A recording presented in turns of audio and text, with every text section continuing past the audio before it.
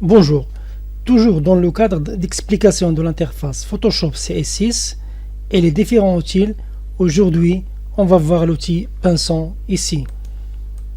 L'outil pinceau. On va sur Fichier, Nouveau.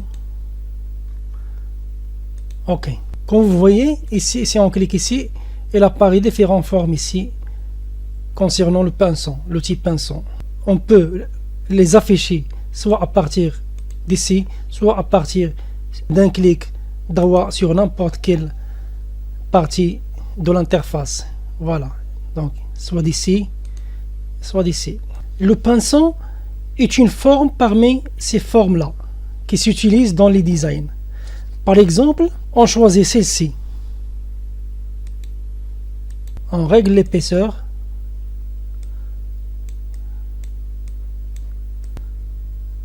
Et voilà, comme vous voyez.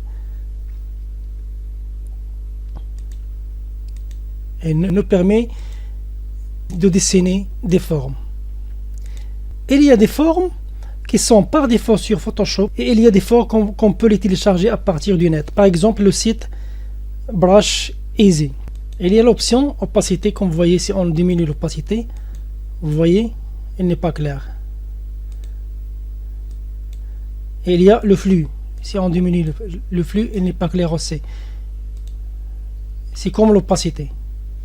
Voilà, 100%, il est clair. On peut augmenter l'épaisseur, comme j'ai dit, soit par ici, avec épaisseur, soit avec les touches de clavier, sur la touche $, pour diminuer le volume, et sur la touche point d'exclamation pour faire augmenter l'épaisseur. Et tout ça dans le clavier AZERTY. En cliquant ici, il apparaît un menu contextuel où il y a différentes formes. Par exemple, on choisit forme d'outil carré. Voilà, on clique et nous donne ce message-là.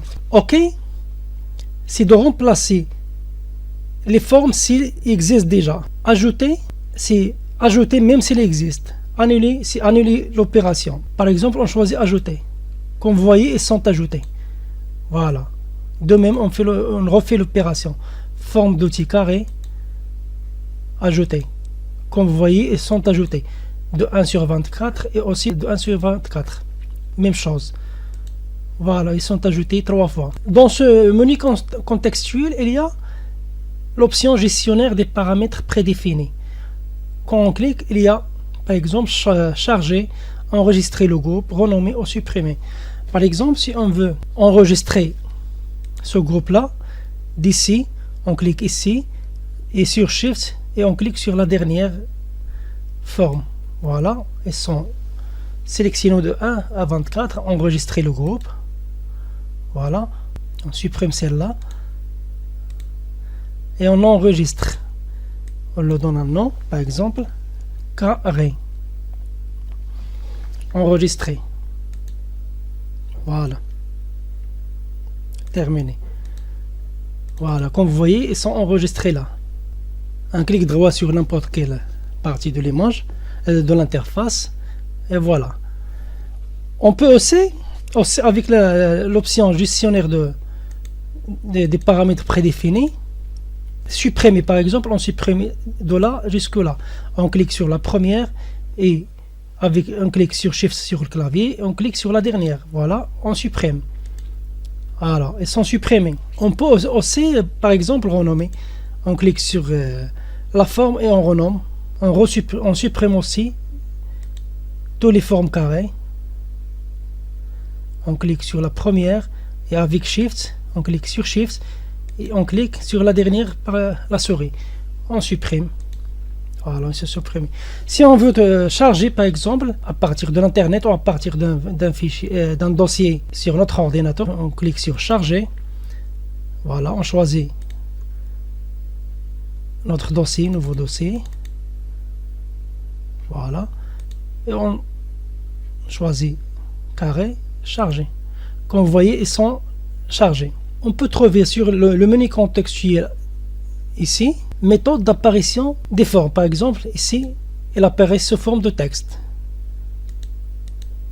Ici, petite vignette. Vous voyez ici. Ici, grande vignette. Voilà. Donc, c'est une méthode d'apparition. Petite liste. Grande liste. Et voilà. On choisit nous.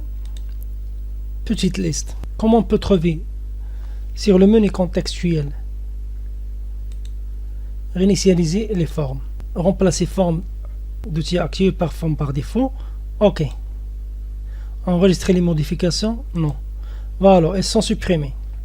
Maintenant, on a collé les formes par défaut. On peut aussi trouver l'option forme dans l'onglet fenêtre. Si on clique sur l'onglet fenêtre, voilà, et on clique sur forme, elle apparaît cela. Ici, il y a changer la taille. Voilà, comme vous voyez, elle est devenue petite. Comme ça, elle est devenue grand. Il y a ici la dureté. Comme vous voyez, à 100%, les périphéries sont très clairs. Et si on diminue la dureté, comme vous voyez, elles ne sont pas claires. Le pas, c'est la distance entre les formes, comme vous voyez ici. Ici, vous voyez, regardez là. Voilà. On change la forme par une autre. On choisit par exemple celle-ci. Voilà. Il y a quelques formes qui ne contiennent pas la dureté. On clique ici, voilà. Comme ça. Vous voyez ici la direction. On peut changer la direction avec ce, comme ça. Voilà, elle a changé de direction. Donc ici, on peut changer l'angle ou bien la direction. Voilà. Comme ça. On peut aussi changer la taille comme ça. Vous voyez comment elle est devenue? Voilà. C'est simple. Il y a des options ici. Quand on clique par exemple dynamique de forme, vous voyez. Regardez ici. Une partie du pinceau sont petits et d'autres sont grands. Voilà. Ils n'ont pas la même taille. Voyez, voilà. Comme vous voyez. Il y a diffusion. Diffusion, c'est l'espacement entre les formes. Comme vous voyez ici. Voilà. Donc c'est l'espacement entre les formes. Ici c'est le nombre de formes. Ici on augmente le nombre. Ici on diminue le nombre. Il y a texture. Texture, on peut faire une forme dans le pinceau. On désactive la texture. On choisit forme double. La forme double, c'est fusionner. Par exemple, on a la première forme sur feuille. Et lorsqu'on choisit, on active forme double. On choisit une autre forme. Cette forme se fusionne avec l'autre, la première. Il y a aussi, on active le pinceau pour activer ce menu contextuel. On active dynamique de forme. On clique ici, on choisit. Quand on choisit dynamique de couleur et on clique, voilà. Il nous donne des formes avec différentes couleurs entre la couleur rouge et cette couleur là. Voilà. Si on change cette couleur par exemple, on fait le jaune. Ok. Il nous donne comme ça.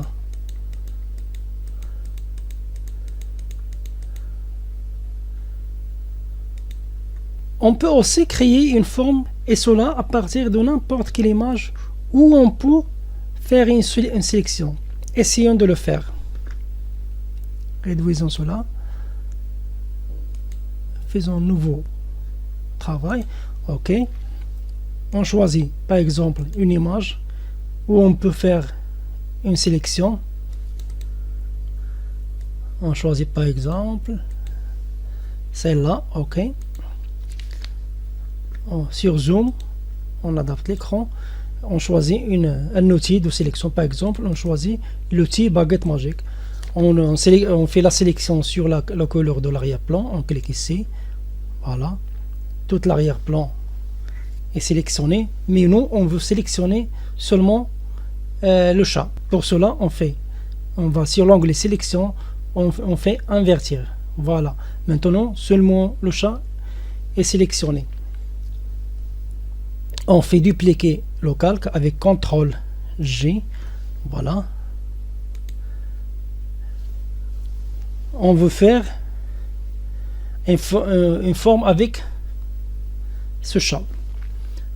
On clique sur CTRL sur clavier. Voilà. Et on clique sur cette image. C'est pas ici sur la couleur bleue, mais sur l'image ici. Voilà, il est sélectionné.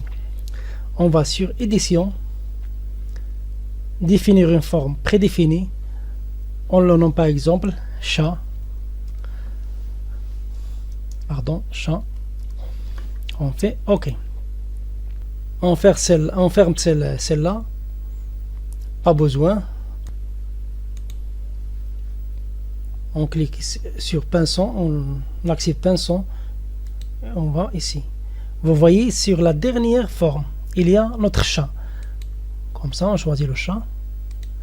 Voilà. On diminue l'épaisseur. Ou bien sûr avec $ sur clavier. Comme vous voyez. Voilà. Et on peut faire d'autres opérations, par exemple dynamique de couleur, voilà. Et on a notre forme de pinceau qu'on a créé nous-mêmes. Et il y a les options ici. Comme j'ai dit, on peut faire une forme à partir de n'importe quelle image où on peut faire une sélection. On essaie d'autres opérations, par exemple la dynamique de forme. Voilà.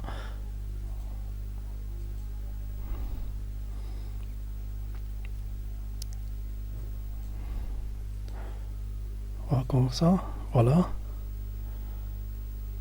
Ça c'est la variation de l'angle.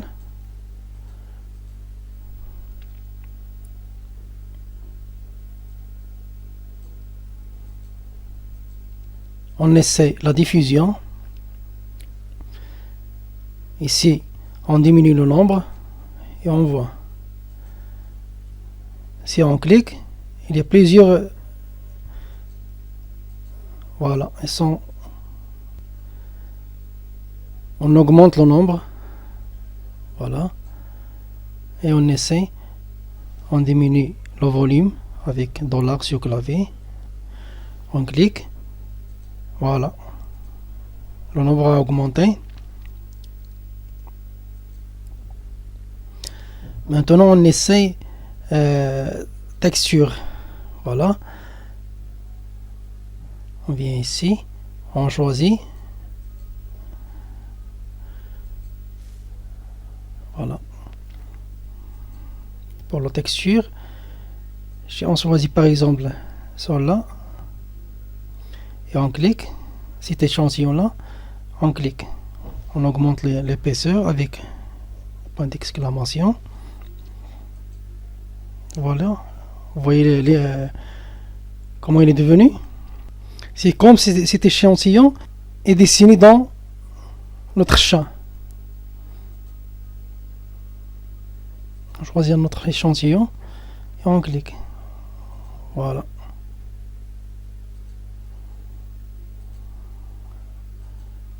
Vous voyez comment il est devenu?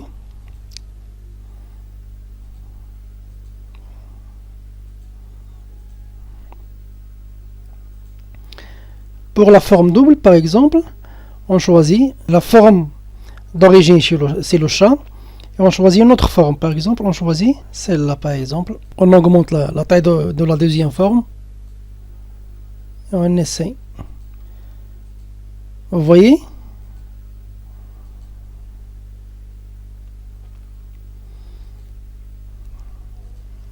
La forme du chat, comment il est devenu. On zoome. Voilà. La deuxième forme est fusionnée avec la première forme, qui est le chat. On adapte l'écran. C'est comme si la deuxième forme est le cadre et le chat est dedans. Ça pour forme double.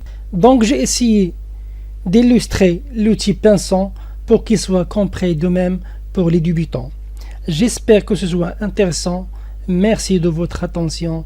Rendez-vous dans une autre vidéo et au revoir.